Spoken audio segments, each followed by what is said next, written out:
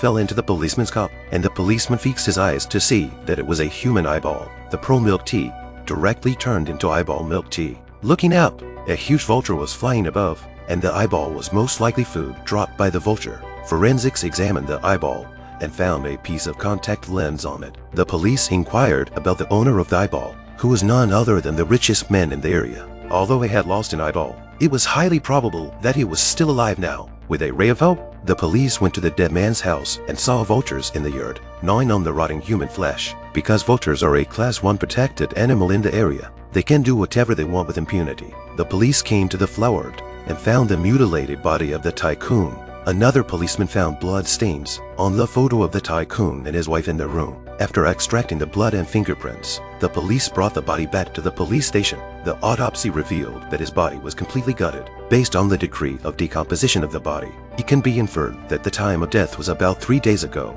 At this time, the wife of the deceased came to the police station. The police investigation: the woman was smuggled to the United States with his brother, married to get a green card, and when the purpose was achieved, killed her husband, wanting to monopolize the property, but the wife quickly gave a reasonable explanation. These days, she has been staying in the casino. The police investigated the casino surveillance, but also confirmed her alibi. Moreover, the fingerprints on the photo frame were not left by the woman. To figure out the cause of the man's death as soon as possible, the police planned to start their investigation with the vultures. It is now the breeding season for vultures, and they usually store their food for the females, so perhaps they can find the men's missing entrails from the vulture's nest. The police went to the vulture's hangout and recovered the deceased's missing internal organs from their nest, and an examination of the stomach revealed that the deceased suffered from a severe stomach ulcer. When all the organs were 3D restored, it could be seen that there were obvious signs that his stomach had been hit hard by someone, which meant that the deceased might have had an argument with someone else before he was born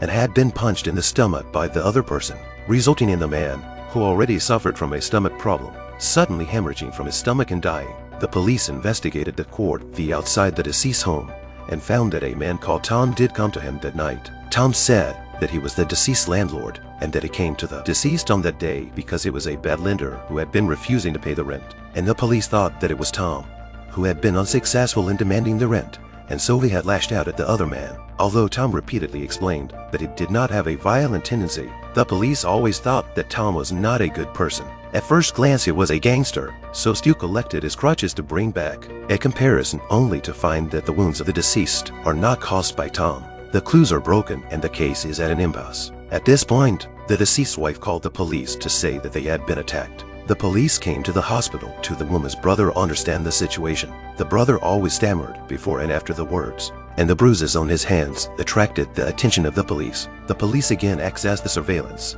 and found that a few days ago, the siblings had a heated argument, and there was a possibility of murder. The murderer was this brother, and the bruises on his hands were exactly those left when he attacked the victim's stomach at that time. The police came to the brother's residence, and once the door was opened, he ran away. It was obvious that the thief was weak. Good thing the police quickly arrested him. After comparison, the brother is the real killer. He finally told the truth under the police's questioning. He had asked his sister to marry a tycoon to get a green card and wealth. Who knows that the sister to the tycoon to develop a true love? So when the brother lets the sister kill her husband to take the wealth, the sister is reluctant. The two only had an argument, and the brother has already been to the tycoon to kill. A heavy blow to the rich man's stomach put him to death. After the marriage, he tried to get rid of his sister so that he could have the property.